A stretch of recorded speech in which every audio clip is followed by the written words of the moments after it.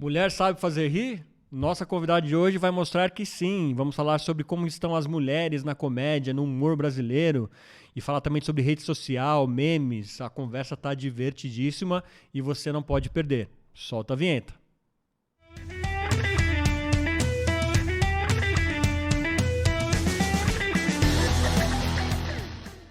Dia, tarde, noite, seja o que for, seja muito bem-vindo aqui a mais um podcast, o Ponto de Fala, sim, sempre com pontos de vista que merecem um ponto de fala. Mas antes, vocês já sabem, né? Se inscreva aí no canal, sim, deixe o seu like, seu comentário, acione o sininho da rede social, assim você traz mais gente para os papos que a gente tem aqui todas as terças e quintas às 18 horas. E agora a gente está também no Apoia-se, isso mesmo. Se você quer ser um apoiador aqui do canal, clica no link aí da descrição.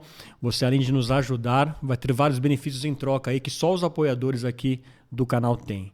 Vamos direto para o nosso papo, então. Hoje vamos falar muito sobre humor, sobre atuação, sobre rede social, com ela que está bombando aí, ela que é atriz, humorista, memeira, adorei isso, que a gente adora meme aqui no Ponto de Fala. Priscila Muniz, seja muito bem-vinda. Muito obrigada pela introdução, obrigada pelo convite de estar aqui. A gente está muito feliz, estou super animado com esse papo. Eu sempre tive curiosidade, Pri, de saber que como nasce um comediante, como nasce um humorista. Era uma coisa que você tinha desde criança, as pessoas te achavam engraçada, como que era na família? Conta pra gente. Então, começamos já com um tema que eu gosto de falar, mas às vezes dá uma chocada já nas pessoas, que assim, tem diversas formas de surgir uma comediante. Normalmente tem esse caminho aí de ser uma pessoa mais engraçada, mais extrovertida, que também fazia parte, não exatamente extrovertida, né, mas fazia parte também do meu senso de humor e da maneira como eu lidava, né, que são maneiras de você lidar com a vida, com o mundo, como você se expressa. Então essa parte existiu. Mas especificamente no meu caso, não foi a criança, não foi por conta da criança engraçada divertida da turma, nem nada. Foi um caso até bem específico, bem comum, na real, que é... minha mãe sofria de violência doméstica em casa com meu pai. Olha, caraca. E eu descobri que o meu senso de humor acalmava o meu pai. Olha. Então eu fui meio que moldando a minha personalidade para acalmar o meu pai, para fazer com que ele se distraísse e não agredisse a minha mãe. Essa é a história. E era uma coisa totalmente sua, né? Porque você, imagina, você pequena, você não tinha como, pensar em fazer isso. Acho que era uma coisa que acontecia naturalmente. Não. E o que é estranho, né, até hoje o meu pai era muito bem-humorado. Então, assim, eu só tive que ter essa defesa, né, aprendi a ter essa defesa porque eu tinha que defender para distraí-lo, eu tinha que entender o humor dele para conseguir fazer ele com que ele ficasse mais calmo, mais tranquilo. E aí fui desenvolvendo a minha própria personalidade em cima disso, né, e minha personalidade inteira, a parte da comédia, é muito moldada em cima do meu pai. Olha. Meu pai era extremamente engraçado. E acabou dando certo essa sua intervenção? Super. Então, tanto que até hoje, assim, eu acho que parte do meu desenvolvimento artístico e caminho que eu tento seguir, né? Meu humor, meu sarcasmo, ironia, tudo é muito em cima. As pautas que eu costumo falar foram moldadas desde pequena por conta disso, né? Tanto que eu gosto de bater, falar muito sobre agressão, falar muito sobre política, falar muito sobre temas que permeiam coisas sociais, né?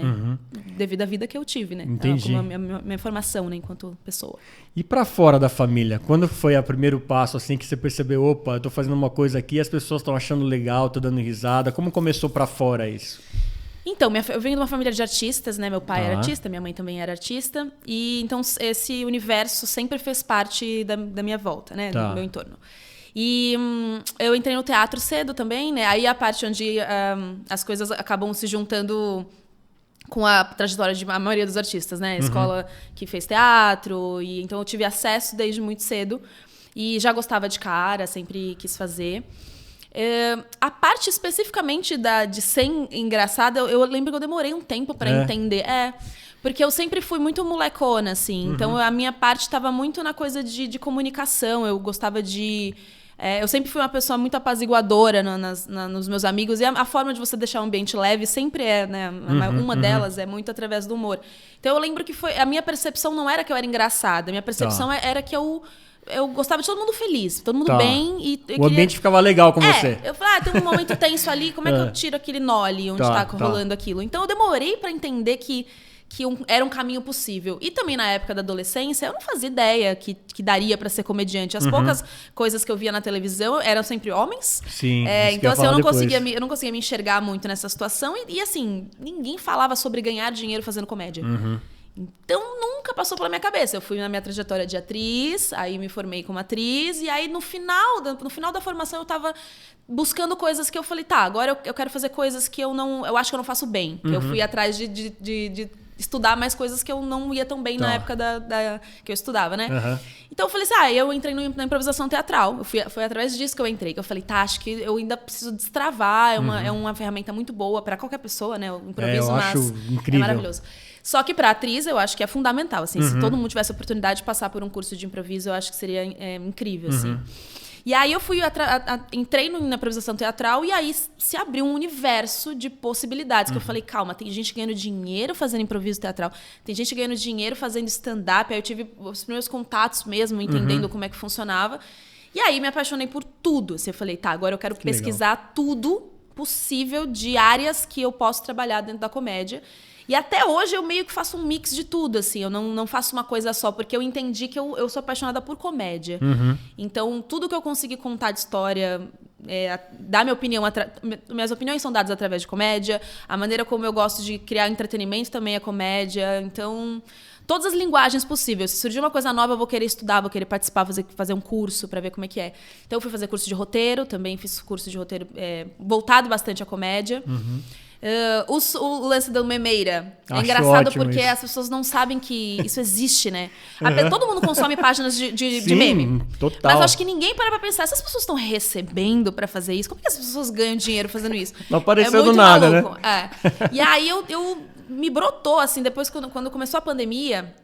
Até um pouquinho antes de quando começou a pandemia, eu ainda não me sustentava como artista no geral, muito menos como comediante. Então, tava aquela coisa, né? Sempre pegando um edital. Artista que faz 200 coisas ao mesmo tempo, né?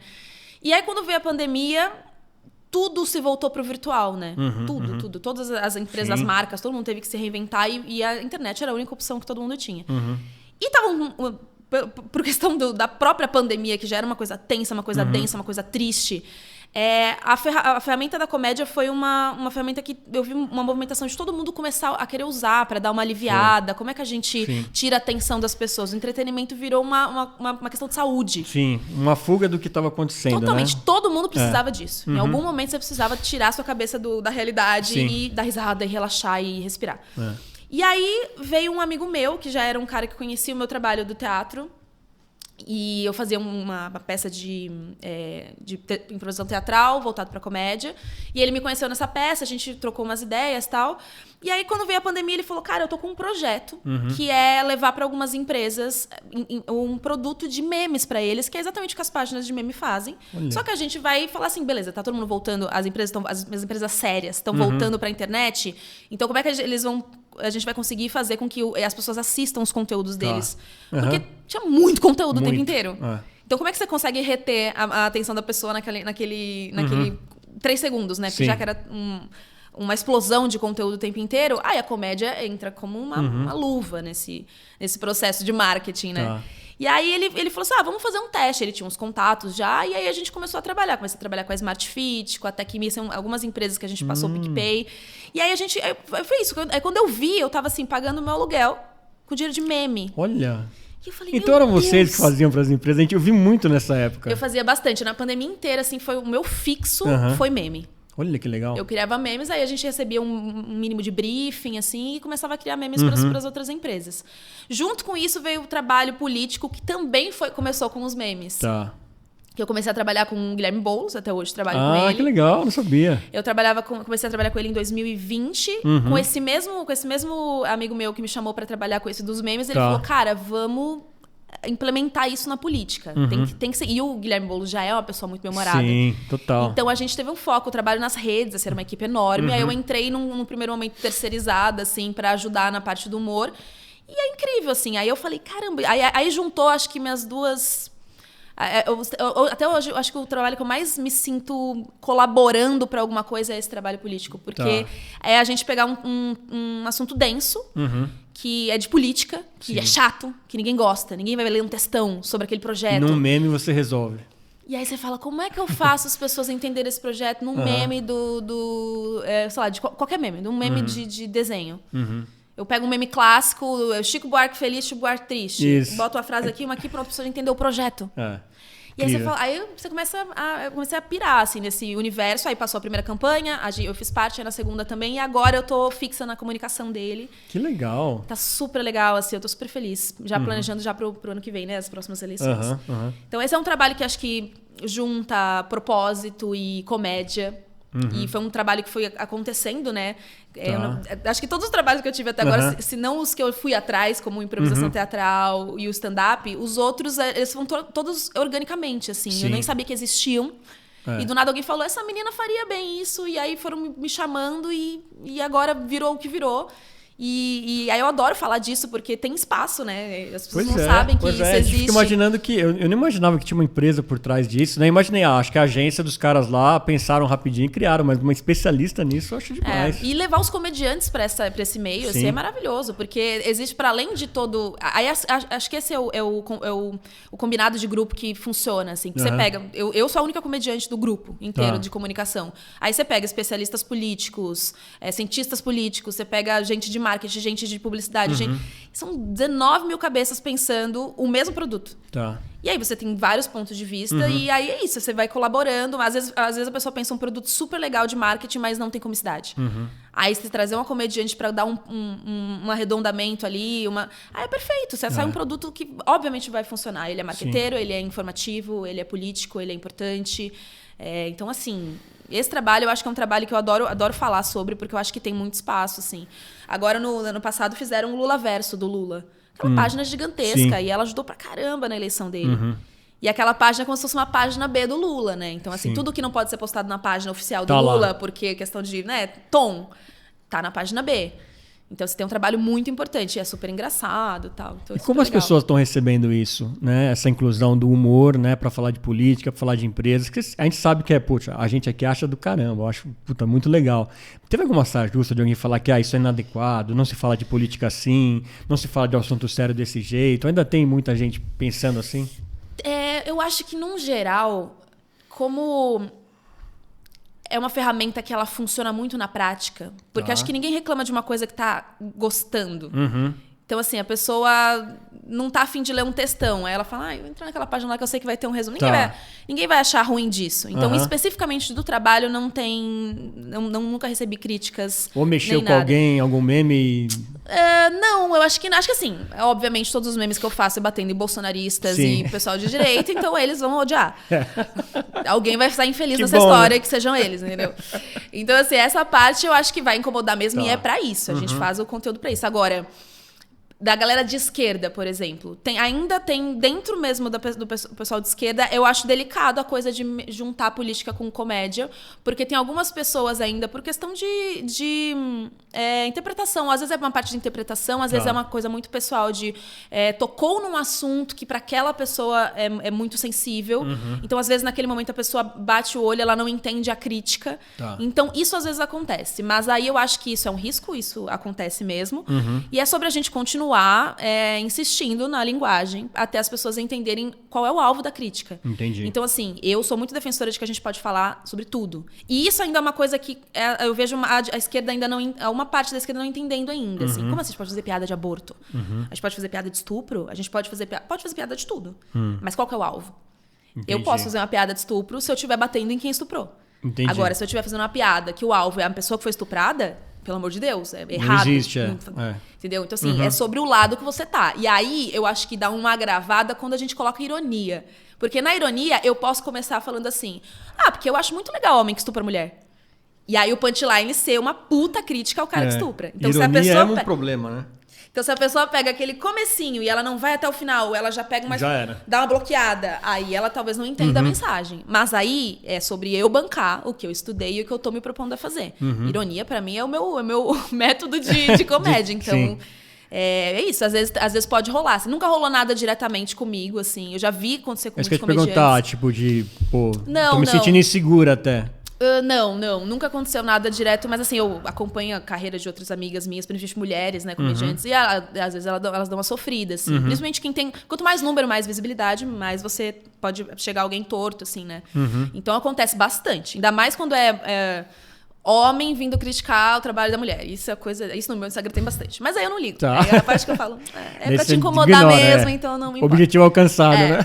Agora, eu sempre paro pra conversar quando tem... Já teve, assim, nada de tom de briga ou coisa assim, mas já aconteceu de eu citar alguma coisa e aí vinha uma pessoa com um textão, assim, dividindo alguma coisa dela, que eu vi que o tema que eu coloquei num vídeo mexeu com ela num lugar que não foi de comédia e ela não veio me criticar, ela veio dividir uma experiência dela. Então, isso acontece bastante. Eu acho muito legal, que eu falo, caramba, é pra isso que eu faço. Eu faço pra pessoa, assim, para as pessoas conscientizarem, às vezes um tema mais sensível, e não é pra agredir ou pra atacar a pessoa que foi agredida. Até porque é o meu histórico de vida, por isso que eu gosto de falar disso no meu Instagram, porque eu falo, gente, eu só falo disso justamente porque é a minha forma de cura, é a minha forma de acessar esse trauma e transformar ele em outra coisa, ressignificar isso.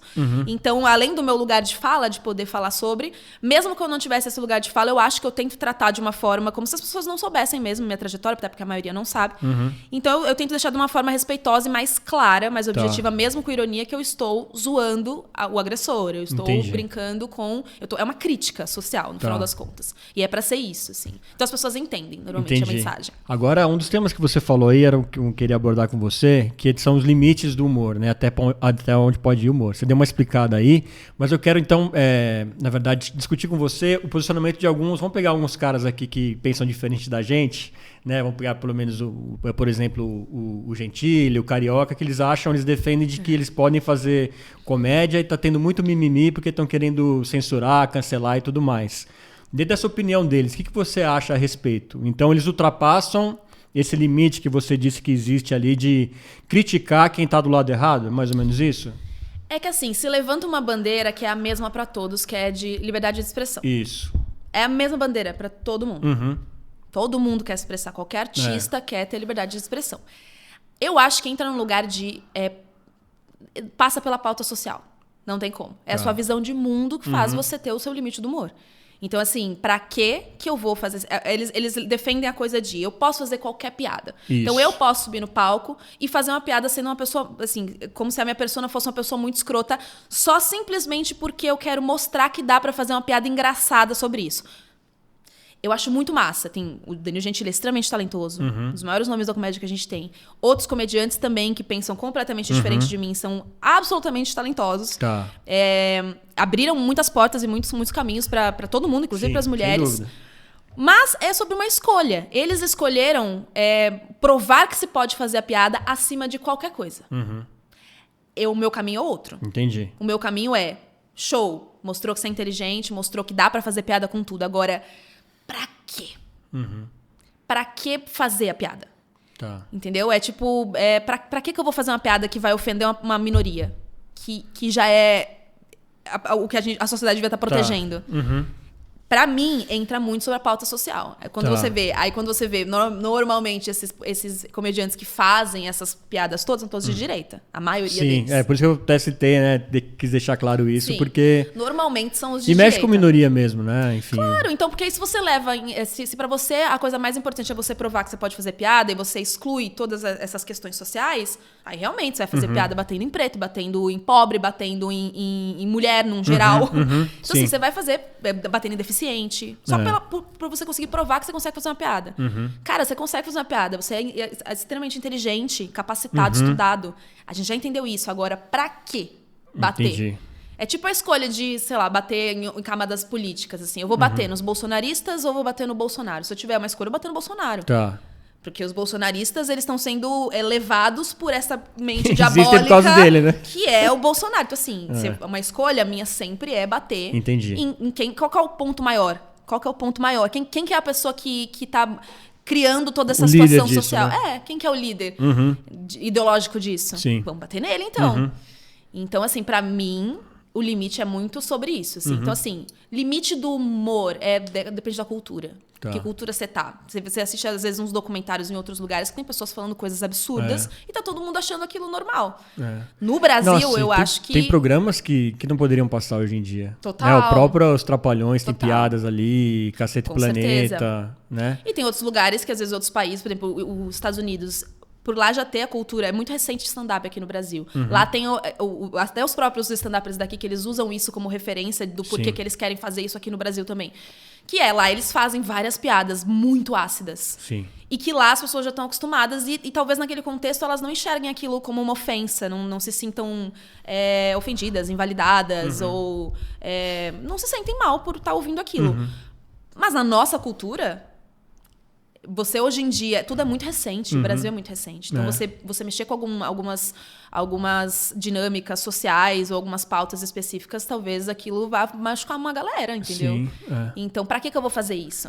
Tô até pensando aqui, pra não falar só de coisa brasileira, tava assistindo recentemente os episódios de Friends dos anos 90, com uma homofobia assim correndo solta, né? Que hoje em dia quem produziu não produziria desse jeito, por exemplo. Total, aqui no Brasil também tem até hoje. Esse é o problema. Aqui no Brasil até hoje você vê stand-up fazendo piada de gay, piada de gordo, piada de mulher burra, piada de preto ladrão. Sim. E aí você fala, caramba, ainda... E tem público pra isso. Tem. Não é à toa que Bolsonaro se elegeu.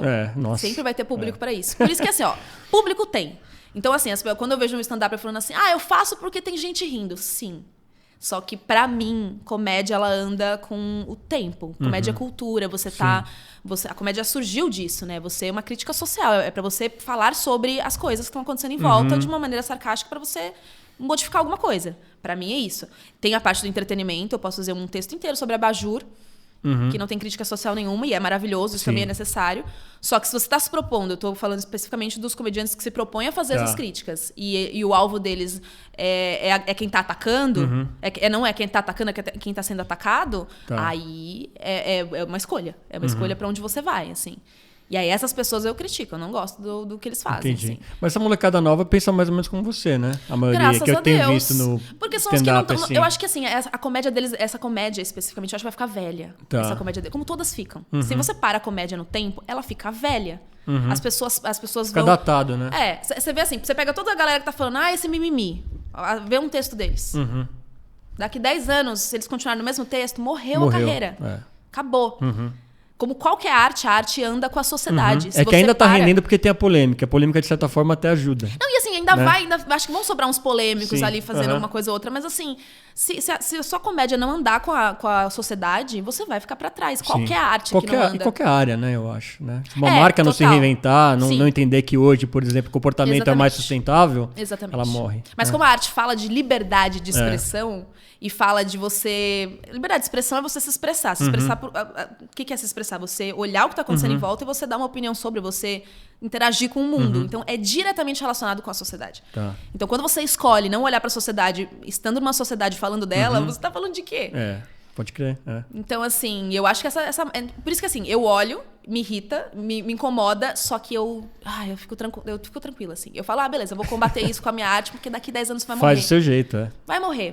Pra mim, o que fica é isso. É a galera, a autenticidade e você saber comunicar, olhando o que tá em volta, o que tá acontecendo em volta. Agora, pra gente não perder esse gancho da liberdade de expressão, como você é criador de conteúdo digital, como que você tá vendo essa discussão do projeto de lei das fake news? Não sei se você... tá bem por dentro para dizer que se isso pode ser interessante, é importante que faça ou vai atrapalhar quem trabalha na internet? Como que você tem pensado disso? Não, eu acho que não. Assim, pelo que eu acompanhei, ele é um projeto que ele preza por a liberdade de expressão, continua a liberdade de expressão. Isso. Só que, por exemplo, se você não tem também ninguém tomando conta de travar, por exemplo, na vida real. Na vida real, se eu te xingo aqui, assim, eu vou presa. Isso. Na internet, não tem isso. Não tem isso.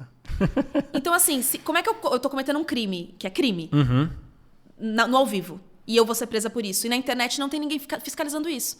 Não tem ninguém. Então, assim, você consegue criar uma comunidade inteira de homofobia, nazismo, tudo a plataforma não faz nada. E a plataforma não faz nada. Então, assim, não tem ninguém penalizando, não tem ninguém multando, não tem ninguém fazendo nada. Então, é sobre continuar as leis que a gente tem na vida real para virtual. Então, assim, você não está tirando a liberdade de expressão de ninguém, você está protegendo as pessoas que estão usando aquela plataforma. Então, para mim, é extremamente importante e tem que acontecer. É a mesma analogia que eu vi na internet, que o cara compara, você quer liberdade de expressão? Você quer ter liberdade em tudo? Então por que quando fecha o semáforo você para? Se quer liberdade, você tinha que passar no semáforo, né?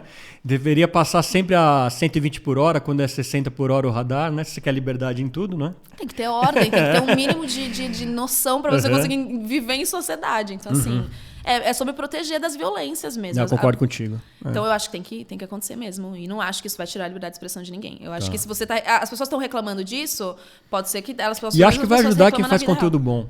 Eu também acho. Né? Vai ser bom para quem faz conteúdo bom. Acho que vai acabar protegendo. E dentro do que eu acredito, para mim, é sensacional. Assim, porque eu acredito, eu prezo por isso, né? Então, para mim é ótimo. Agora, mulheres no humor, Pri. Você falou que era difícil ver mulher no humor e tal. Quem que você via, assim, que você curtia no seu começo de carreira? E por que, de repente, demorou tanto para mulher, né? Mulher ser protagonista em humor, primeiro na televisão. No stand-up também foram os homens que começaram. Por que teve essa demora aí? Quem que você admira hoje nesse meio? Olha, a minha única referência que eu lembro, porque é isso, né? Como eu não tinha contato com a minha comédia, por isso que eu demorei pra entender o que tava acontecendo aqui, como é que era a vida. Eu via homens e Dercy. A única que eu lembro de assistir e falar, caramba, essa mulher aí, ela tem um negócio que eu gosto, é diferente e tal. E eu assistia muito, meu pai trabalhava no SBT, então eu tinha muito contato com o SBT em si. Então eu lembro uma pessoa que me marcou muito, era a Hebe Camargo. Sim. Porque ela tinha um humor. A mulher era uma estrela de toda uma geração, de toda uma televisão. Como dominava o palco, né? Super. Ela era uma stand-up, ela entretinha tudo e todos ao mesmo tempo. E ela tinha aquilo, uma classe. E é isso, ela tinha um negócio de rainha mesmo, assim, de respeito. E eu lembro que o que eu mais admirava é que ela era muito respeitada. Eu olhava e falava assim, essa mulher... Ela é muito respeitada. E eu lembro que eu olhava aquilo e falava assim, por que não tem mais disso? Assim, cadê as mulheres que falam que querem, que expõem opinião, e ela falava de sexo, e assim, naquela época, imagina, não tinha nada disso.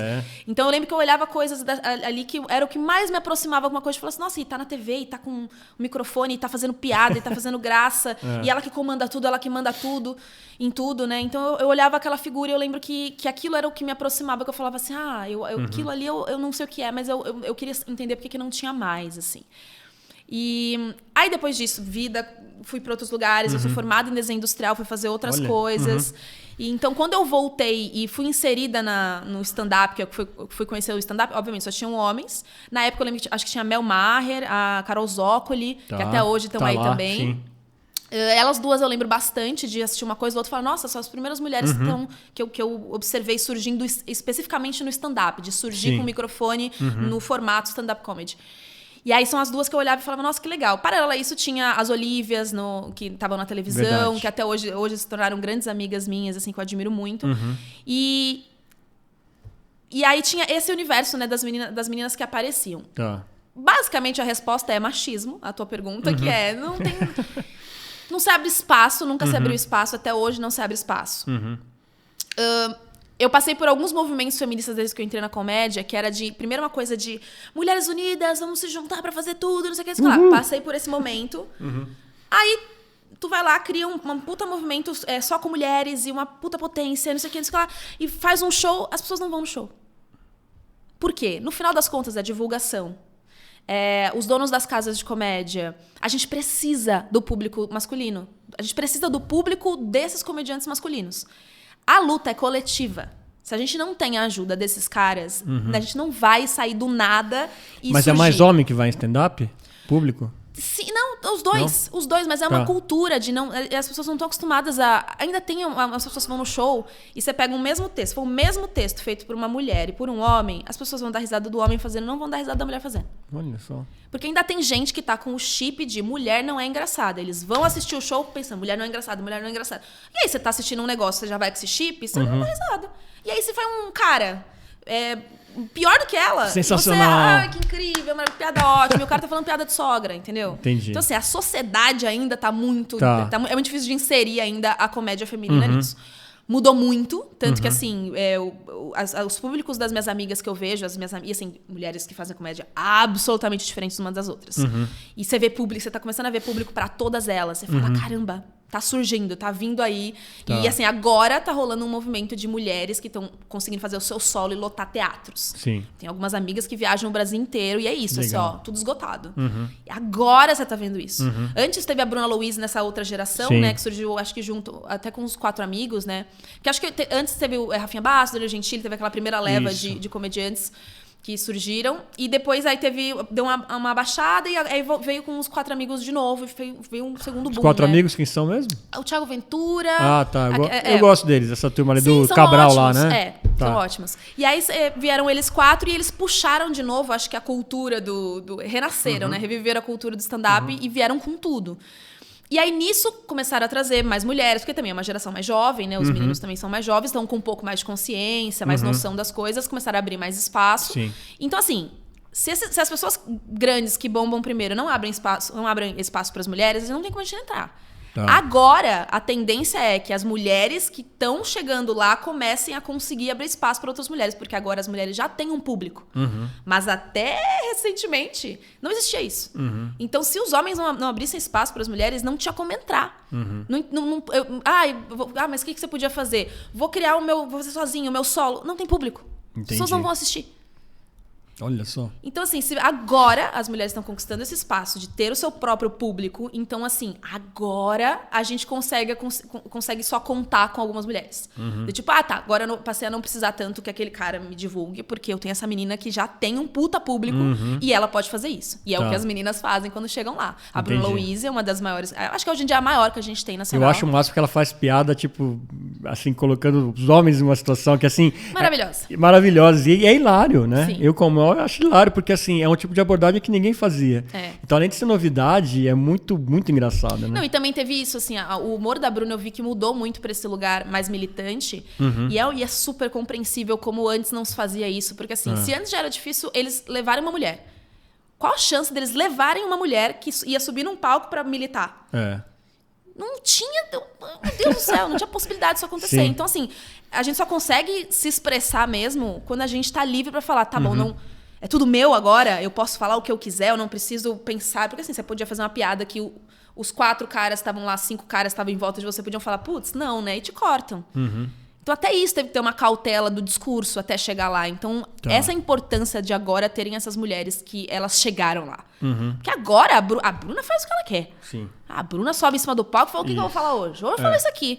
E fala o que quer, e a galera vai dar risada, e tem um público masculino enorme, ela tem um público feminino maior ainda, né? Mas um público masculino que também gosta muito do trabalho dela. Então, assim, a trajetória dela é muito importante. Ela abre espaço para muitas mulheres. Que bom saber e outras mulheres de outros lugares também abrindo outros espaços. Então, assim, agora eu vejo tô começando a conseguir respirar olhando pra cena e falar, agora a gente tá conquistando coisas, assim. Então... É super legal. E acho que vocês estão ganhando o respeito dos meninos também que estão nessa área, né? Assim, ainda o desrespeito sempre vai existir. Tá. Mas o respeito Mas pelo menos os pares de vocês, os comediantes, acho que hoje não tem tanta, ou ainda tem tanta disputa por espaço, assim. Tem, assim, eu acho que assim, hoje em dia tem aquela coisa de que o desrespeito que tinha antes quando você alcança um lugar. O desrespeito que você tinha antes era eles declaradamente dizer que você é ruim. Podia. Hoje é feio fazer isso. Hoje os caras se queimam se eles falam, ela é ruim pra caralho, que é mulher. Não pode fazer isso. Você é cancelado, porque moralmente hoje em dia não pode. Só que é em outra camada. É tipo assim, você fez um show. Stand-up tem isso o começo de stand-up ainda, quando você vai testar um texto novo X. Eu já vi Afonso Padilha flopar uma sessão inteira, assim. Galera não ri nada. Porque tá testando. É comédia. Você tá ali. O que faz essa situação? Nada. Respira, vai pra casa, chora, toma um chá e parte pra outra. Caramba. É isso. É isso. Assim, é o tempo inteiro você quebrando o teu ego, porque você fala, tô me propondo stand-up, é isso. Você tá se propondo a criar uma piada do zero, com o teu nome, com a tua cara limpa ali em cima. Então, se flopou, é tipo, como é que eu melhoro essa piada? Essa aqui não entrou mesmo. Vou deixar essa pra cá. Você vai lapidando o texto. Esse texto, geralmente, uma curiosidade, é pronto assim? Você monta o texto na sua casa, por exemplo... Ou você pega um tema e improvisa na hora? Como que funciona geralmente stand-up? Olha, eu acho bem difícil ter alguém que improvisa tudo.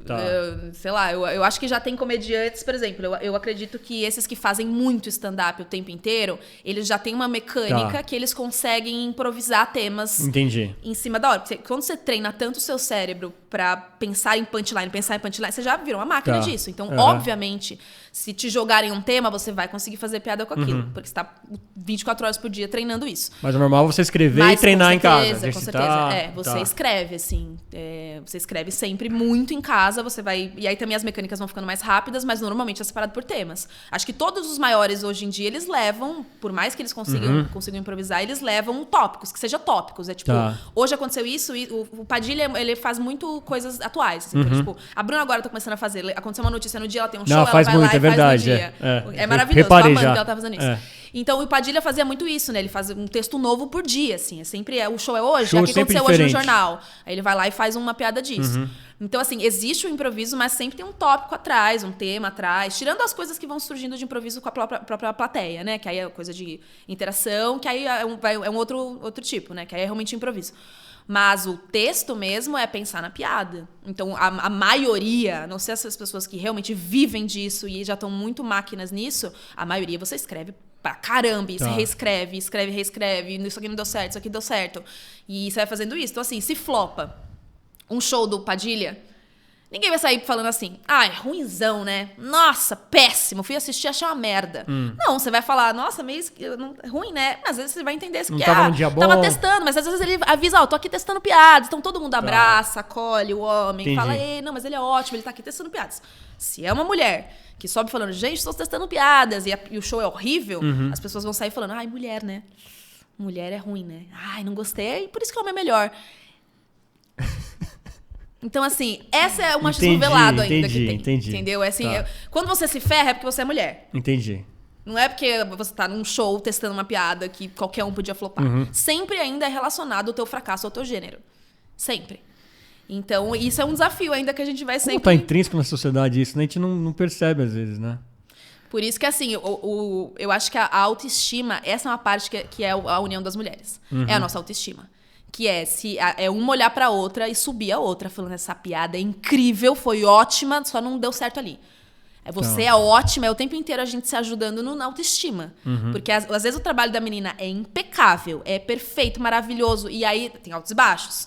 E quando ela tá no baixo, se ela só recebe na cabeça, ela fala, nossa, eu sou uma péssima comediante, vou desistir de tudo. E aí é nessa hora que a gente se une e fala, não. Porque se fosse um homem, ele tava todo mundo passando a mão na cabeça, tava tudo bem. Então, assim, bora insistir. E é nessa ajuda, acho que psicológica, que a gente tem uma com a outra, que faz né, que ajuda a comunidade inteira, né? Todas, mas assim, individualmente é muito importante. A gente tem quem se pegar e falar, cara, é isso, é só um momento difícil, um dia difícil. E bora, assim, e a gente se ajuda com piada também. Às vezes eu bloqueio. Não sei, manda no grupo. Vamos pensar essa piada aí, melhorar essa piada aí. Vamos discutir junto. Vamos pensar como é que a gente discute. E ainda tem a maioria das que eu, pelo menos, admiro hoje, elas criticam muitas coisas sociais também. Então é ótimo assistir. Eu amo assistir, eu amo pensar, nossa, essa linha é legal. Nossa, mas isso aqui também dá uma outra premissa. Então, eu gosto muito de ver a movimentação dessas minas que estão seguindo o mesmo conceito, né? A mesma ideologia de crítica social mesmo, que é o que eu acredito, né? É olhar para as pautas sociais e se comunicar através da ferramenta comédia, né? E nesse caso, quando você faz uma crítica social, tem vezes que você percebe que o público aqui não está muito engajado nessa. Daí você mantém até o fim ou você dá uma... Vamos fazer mais curta essa parte, de repente? Eu sempre perco os meus textos, né? Porque eu gosto de falar sobre as coisas atuais. Então, eu escrevo uma coisa, dali um mês já não faz mais sentido o que eu tava dizendo, era pra aquele momento. Então, normalmente eu perco tudo, né? Então, eu sempre, quando alguém me chama pra abrir alguma coisa, eu tenho que escrever do zero o que eu quero dizer e tal. Agora eu tô começando a ter uns textos mais frios, né? Que eu falo, por exemplo, do meu TDAH, que aí eu faço piada sobre isso, que é uma pauta meio... Qual que é essa do TDAH? Vamos aproveitar e ouvir, então. Que eu descobri que eu tenho TDAH ano passado, né? E isso moldou muita coisa. Mudou na minha vida depois de descobrir isso. Descobri na terapia, né? Fazendo e tal, tudo. Então, aí eu comecei a brincar, a falar sobre isso. E é uma coisa que, assim, é um nicho, né? São poucas pessoas que aparentemente sabem que tem. Mas tem se falado muito disso, muito, né? Muito. Então, eu brinco bastante com isso. Então, esse é um texto que eu quero expandir, porque é uma pauta fria que eu tenho sempre guardada. Mas, normalmente, eu falo de...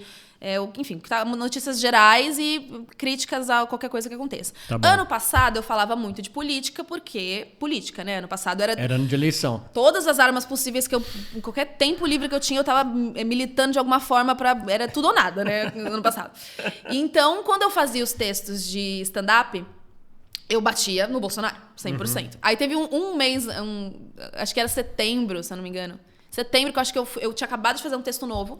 E eu falei, vou testar no Rio de Janeiro. Fui pro Rio de Janeiro, marquei vários shows. Aí aquilo ali me marcou, por quê? Dependendo do bairro que eu tava, era um bairro absolutamente bolsonarista, ou um bairro muito de esquerda, ou um bairro muito elitista, ou um bairro muito periférico. Então, Nossa assim, Senhora. eu testei em todos os lugares possíveis. Entendi. Então, eu fui desde... Essa plateia vai me bater. Era tipo assim, todo mundo assim, ó. Putaço. E eu comecei a fazer a primeira piada do Bolsonaro e eu ainda tinha mais 15 minutos. Eu falei, gostoso. E aí, nessa hora... Assim, ou você tem algumas opções. Ou você sai do palco. Entendi. Vai chorar, sai do palco. Ou você mantém e finge que nada tá acontecendo. Que foi exatamente o que eu fiz. Eu falei, já tô aqui, não vou estar testando. No máximo, eu vou aproveitar que eu tô incomodando essas pessoas. Então, eu só continuei fazendo o texto. Aí, o que você faz as pausas, normalmente a gente dá, que a gente faz o punchline, a gente espera que aquilo tenha uma risada. Aí você finge que tá em casa, num podcast eu sozinho pra parede, falando, vou falar comigo mesma aqui. Então, aí você fala, hahaha, não tem hahaha, segue, terminou a piada. Faz outra piada, faz outra piada. Vai seguindo, fazendo piada. Ninguém ri, todo mundo te olhando com ódio. Você continua fazendo, terminou. Muito obrigada a todos pela presença de vocês. Tenham uma boa noite e vai embora. Então, assim, aí o que eu entendi, né? Que aí porque eu disse que eu decidi uma coisa pra mim que é... Eu já entendi que se eu gosto de falar sobre uma política específica, se eu gosto de bater em alguém específico... Não, assim, por mais que eu goste de fazer isso pros bolsonaristas... Não faz sentido eu ir num show que só tem plateia bolsonarista. Porque eu não vou estar testando minhas piadas. Então, o que eu gosto de fazer agora... Até fazer mal pra você. Eu não vou estar testando. A minha parte do meu trabalho de comediante eu não vou estar fazendo. Então, eu acho que assim, se eu quiser muito... Eu falei, eu vou levar esse texto lá... Eu sei que eu não vou estar fazendo... Eu não vou estar treinando a minha comédia. Eu vou estar incomodando ele só. Então, eu adoro plateia mista. Eu gosto de falar de uma coisa ou outra ali, que tem um ou outro que eu sei que não vai gostar, mas foi embora, ouviu. Tá. Mas a plateia... Não faz sentido eu fazer só pra plateia bolsonarista, porque eu não tô exercitando nada. Então, assim, pra eu saber se uma piada batendo no Bolsonaro é boa, tem que ir em alguém que eu sei que vai rir do Bolsonaro. E aí acontece de eu fazer uma piada do Bolsonaro e eu chegar lá e nem a esquerda ri. Aí eu falo, tá bom, essa piada é uma merda, escrevi errado. Aí eu vou estar trabalhando, falando assim, tá, isso aqui é ruim, eu vou reescrever, eu vou mudar, às vezes eu abandono e faço outra coisa. Aí que a gente vai exercitando e melhorando a comédia, né? Não, muito legal. E como que você vê o futuro assim do comediante, do humorista aqui no Brasil? O stand-up é realmente uma realidade? Você acha que tem muita estrada ainda para vocês andarem por ela? E que mais que pode ter, né? A gente vê hoje a televisão, por exemplo, se enfraquecendo. São poucos programas que a gente tem, né? Então você acha que o caminho mesmo é o ao vivo e são as redes sociais? Eu acho que a rede social, ela mudou tudo, assim. Porque... Antigamente, para você ter sucesso, um artista ter sucesso no país antes da internet, você tinha só televisão, né? Televisão, cinema. Só. Então, para você ser um grande humorista, você tinha que ser contratado, passar por uma seleção enorme, ser contratado, aí você treinava enquanto você trabalhava, você só tinha uma câmera. Era uma câmera ali e você tinha que passar por... Até você conquistar o seu espaço de conseguir escrever alguma coisa para você falar, era muito impossível, assim. Então... Hoje em dia, você tem uma televisão... Todo mundo tem uma televisão em casa. Isso aqui é uma televisão, é o seu canal. De verdade, é o seu canal. Se você tem um canal de televisão. Então, você pode... Você agiliza muito mais o processo artístico do que antigamente, né? Tá. As artistas, antigamente, as que conseguiam estar na televisão, elas, obviamente, se aprofundavam e melhoravam a sua arte. Mas hoje em dia você pode fazer isso da tua casa, assim, é uma doideira. Então, hoje em dia, se eu posso escrever um texto... Imagina aquela época, alguém querendo escrever o texto e... como é que testa? Mas é um mercado que dá para ser rentável para vocês, é? Até porque agora tudo sendo monetizado, né? A internet realmente tem todo mundo já descobriu o que é isso. A internet é o que é e é a maior potência que a gente tem hoje em dia de entretenimento, né? Então, tá todo mundo botando dinheiro nela. Então, cada vez mais. Agora, o TikTok acabou de monetizar os vídeos, né? É uma coisa recente, tipo assim, tem um mês. E aí, isso mudou também a configuração dos criadores de conteúdo. Agora, meu Deus. Porque antes era tipo assim, todo mundo trabalhando de graça. Sei bem e como todo mundo ainda assim, legal, tô trabalhando de graça. Agora você não tem chance de ganhar dinheiro. Então, agora, realmente, a visão de quem tava fazendo qualquer coisa mudou pra... Epa, pera. Eu tava fazendo qualquer coisa, mas agora eu posso ganhar dinheiro? Então todo mundo deu uma... Quer lapidar mais, quer estudar mais. Então, assim, eu acho que a internet é o caminho. Para além disso, teatro nunca vai morrer. Nunca. Enquanto existir sociedade, o teatro tá aí. E muitas coisas surgem do teatro, muitos artistas, comediantes surgem do teatro. É muito importante que continue existindo. A gente adora aqui. Nada tira a experiência de você estar assistindo presencialmente. Por isso que, assim, tem muitos comediantes que bombam muito na internet com cortes de stand-up, né? Mas nada tira a experiência de você estar fisicamente assistindo e a massa rindo ao mesmo tempo. Aquilo é uma outra... tem que existir, vai continuar existindo. Então, isso não vai morrer. Da mesma forma que eu acho que a televisão não vai morrer, porque a televisão tem muita grana, eles vão continuar se reinventando. No Brasil, culturalmente, a televisão ainda é muito assistida, né? Então, eu acho que tem caminhos para todos os lados, mas eu apostaria 100%, assim. Se for para apostar em algum lugar, eu falaria internet. Porque é o jeito mais fácil, eu acho que você... Mais fácil assim, né? Você trabalha muito de graça, é mais fácil para quem tem privilégios suficientes para você conseguir ter um celular e ter um mínimo de estrutura psicológica, física, para você conseguir produzir alguma coisa. Mas eu acho que se você tiver isso, é o melhor caminho, assim, porque você consegue testar muito rápido. Então, eu escrevo um roteiro, quero falar de tal coisa, aí eu gravo um vídeo, eu posto, ele flopou. Tá, então talvez a ideia não seja boa, talvez não seja esse caminho. Então você já consegue se reinventar. No dia seguinte você já pode escrever o mesmo texto melhorado. Entendi. Então eu acho que é muito mais fácil é muito mais ágil, na real, não é fácil a palavra. É muito mais ágil para você conseguir mostrar. E você pode experimentar de maneira mais simples, né? Então é isso. E dentro da internet tem tudo, assim. Você tem... que as peças online foram meio naquele período específico, mas assim, para stand-up, comédia num geral, tirando o teatro, que ele é especificamente a comédia que é especificamente de teatro, né? De personagem, que eu acho que funciona para teatro, também funciona para internet, mas assim, tem a experiência do teatro. Ou audiovisual, cinema, que também faz comédia, mas de outra forma. A internet é um lugar, assim, é uma terra que você pode explorar de todas as formas. Então, eu diria internet, assim, eu acho que é um melhor caminho, assim. Vou fazer uma pergunta difícil agora para fechar. Não, difícil sim, porque vai ser difícil você, acho que, lembrar ou escolher uma. Tem alguma piada, assim, que você fala, puta, essa foi foda, ou um texto muito foda que você fez, assim, que você lembre que é o seu queridinho, de repente? Fala, puta, tenho orgulho de ter feito isso aqui foi bom, hein? Eu acho que eu não lembro, assim, não tem uma piada específica, porque a piada boa depende do momento também. Eu guardo, eu acho que memórias. Eu lembro que 2019, quando eu comecei a fazer stand-up, eu lembro que eu já me propus a fazer piadas do Bolsonaro naquela época. E eu lembro da sensação, até hoje, do primeiro show que eu fiz com o texto que eu fazia. Na época era bem... Eu acho que era a época que tava lançando, acho que Avengers, o último, eu não lembro. Era uma época que tava muito falando de Avengers. E eu fiz todo um texto comparando o Bolsonaro com Thanos. E brincando. Nossa, eu vou postar pro meu filho, ele vai adorar. Eu acho que eu ainda tenho até esse corte no meu Instagram, eu acho. E eu fazia uma brincadeira, né? Comparando a coisa do fim do mundo, fazer toda uma construção de que eu tava falando... imagina uma briga entre o Bolsonaro e o Thanos. Aí eu falei, pra quem não conhece... Vocês conhecem a história do Thanos? Vocês conhecem e tal? Pra quem não conhece, eu vou explicar um pouco deles dois. E aí eu começava a descrevendo. Eu falei ele é um genocida, um maluco, a família completamente desestruturada, não sei o que lá. E aí eu falei assim, e de outro... expliquei falando dos filhos, que eram todos malucos, e no final eu falei assim, e do outro lado tem o Thanos. Então eu fazia a piada dizendo que eu tava, fazia o comparativo como se eu estivesse escrevendo o Thanos. Entendi. E eu lembro que esse especificamente não é nem sobre ser a melhor piada, mas eu lembro que eu peguei uma coisa cultural que as pessoas estavam gostando muito de falar, e eu vi naquele momento se transformar numa coisa de quando eu comecei a fazer uma piada que não era isso... do Bolsonaro, tinha umas pessoas que já se fecharam. E aí eu lembro que quando eu fazia esse set, ele era mais lúdico e tinha uma brincadeira diferente que atravessava mais as pessoas. E eu lembro que no final, no dia seguinte eu recebi algumas mensagens de pessoas que estavam na plateia falando: eu gosto do Bolsonaro, eu vou votar nele, mas eu gostei do que você falou, achei divertido, eu achei legal a comparação, eu gostei. Então aquilo eu lembro que foi uma das coisas que me marcou. Que eu falei, olha como dá pra atravessar as pessoas que pensam diferente, assim. Então, tanto que até hoje em dia, assim, eu não faço... As piadas que eu faço, elas não são de ataque aos bolsonaristas, porque eu quero chegar neles também, de alguma forma, né? Claro. Eu quero que eles transformem, mudem de opinião um pouco, ou pelo menos isso pra mim é tipo assim, tem um cara de bolsonarista rindo de piada da esquerda, isso pra mim é uma vitória.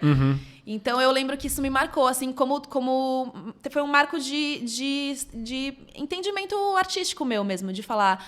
ai, nossa, eu gostei dessa sensação, eu acho que eu quero ir por esse caminho. E nem pensava em trabalhar com política nessa época ainda, né? Eu lembro que foi um momentinho que me marcou, que eu falei, ai, eu acho que eu depois foi rolar tudo aquilo na pandemia que você falou, que demais, hein? Então foi muito doido, assim, como as coisas foram acontecendo. Mas acho que uma coisa puxou a outra, né? Talvez se eu não tivesse já interesse em fazer isso e tivesse postado, ou a pessoa que me chamou não soubesse que eu me importava com pautas sociais, também não teria me convidado. Então acho que uma coisa foi levando a outra, assim. Então acho que é isso. Muito bom, Pri. Meu, eu tô muito orgulhoso de você estar no nosso programa, muito honrado de você ter vindo aqui no nosso estúdio. Deixa pra gente sua rede social, que lá o pessoal pode acompanhar, né? É divertidíssimo. E também ficar de olho na agenda quando você tiver show, né? Sim, agora eu pretendo, que agora desde que eu voltei, né, com a campanha do Boulos, as coisas deram muita política, né? Todo dia você acorda tem uma enxurrada de coisa. Então, o meu Instagram, quem me segue já tá ligado que assim, eu não tenho um fluxo de post tão diário, né? Eu posto um vídeo por semana no mínimo e algumas outras coisas, mas conteúdo de comédia tem todos os dias. Eu apareço nos stories, eu reposto meme. Os memes são incríveis. Tô sempre comentando as coisas. Então, assim, o público que tá lá já entendeu que, assim, gente, é de tempo. Assim, se eu tô com mais tempo, eu posto 3 vídeos. Se eu não tô, eu posto menos. Mas são fiéis, assim, graças a Deus, porque foi o que eu consegui conquistar, assim, de fluxo. Porque eu também não queria me sentir muito pressionada a ter que postar todos os dias, senão a gente fica maluco, né? Tendo outras funções. Como eu não sou só uma criadora de conteúdo de sketch pra internet, me dá muito alívio hoje em dia poder ser mais de uma coisa. Poder ser uma multiartista e ainda ser acolhida pelas pessoas que gostam do meu trabalho. Então, muito legal, é merecidíssimo. Mas qual que é a sua arroba? O Instagram é @Priscila B. Muniz. Muito bem, Pri. Muito obrigado mais uma vez. Obrigada que a gente pelo volte a convite. se encontrar aí, aqui no estúdio, também nos shows, que a gente vai fazer questão de ir lá.